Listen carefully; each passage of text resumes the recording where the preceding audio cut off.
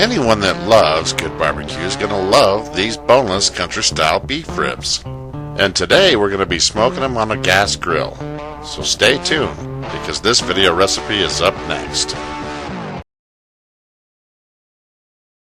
Here I've got about 3 pounds of boneless beef country-style ribs. And these are chuck portions that are cut from the muscular section of the shoulder blade near the loin. They are meatier than short ribs, and they're known for their rich beefy flavor and succulence. And to keep these tender, we're going to cook them slow and low. But first, we're going to add some seasoning. And all we're going to need is some kosher salt and pepper.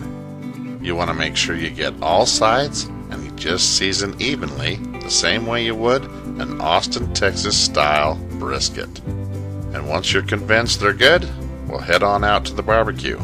Now, using one burner, I set my heat on low. I've got my smoke tube and a bowl full of water.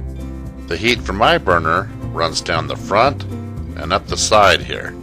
So we're going to run indirect heat here in the corner. I'm going to lay down our country style ribs side by side.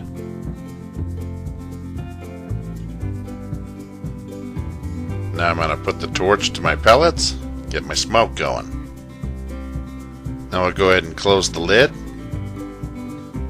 And as you see here in the back, we've got plenty of smoke kicking out. As soon as your heat's dialed in, around 225-ish Fahrenheit, you can let this sit for 3 hours. Then we'll come back and take a look. And immediately you can see that the meat is tightened up, the color's changed, and it's a little bit on the dry side. So we're going to play musical chairs and switch these around a little bit. The biggest concern here is to just make sure that these cook evenly. At this point, it's real common to spray them down or spritz them. I'm using beef stock to do that. And the last thing we need to do here is probe them with a thermometer so we can regulate that internal temp. Now we can go ahead and close the lid. Now, as you can see, our temperature is climbing. Our final heat's going to hit 205, but before it does that, we want to go ahead and open this back up once it reaches 160. I'm going to pull that thermometer out. We're going to go ahead and take these on inside. Get them wrapped up. Now here I've separated them because I don't want to stack them. But all you got to do is fold these up on the sides, and then just leave the top open here. Going to pour in a little bit of that beef stock. About 1/4 cup's all you're going to need. Now just fold it all down and do the exact same thing to the other one. Probe the center of the meat again with the thermometer right through that tin foil, no problem. And now we're going to go about an hour, hour and a half or so, or at least till it reaches that 205 internal temp. And when they're done, you want to let it sit a few minutes until you're comfortable ripping open that aluminum foil, at which point you can really see just how beautiful these turned out. Looks to me like they've both got a real nice bark. And they are just as big as their bite. And don't you dare throw out that jus. Leave it as is, or at least make a gravy. Now check this out. You can cut perfect little medallion type slices.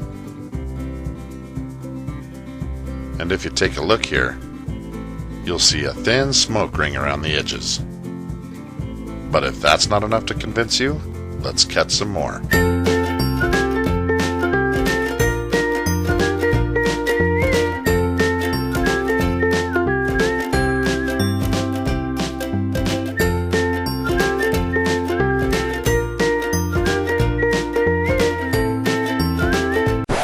What you're waiting for is the very end piece. Just look how soft, juicy, and tender. Sometimes this can look dry on camera. I don't know how it looks to you, but it is not. Just watch as I shred this portion.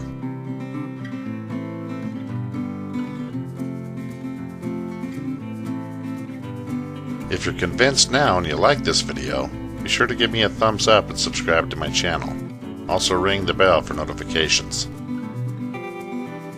So you can cut up your portions into brisket type slices, or you can shred it like this. Either way, take advantage of that jus. And tell me in the comments below what you'd make with this beef. Tacos? Sandwiches? Maybe some nachos? Or just as is? And there you have it. Boneless country style beef ribs right here in the Poor Man's Gourmet kitchen.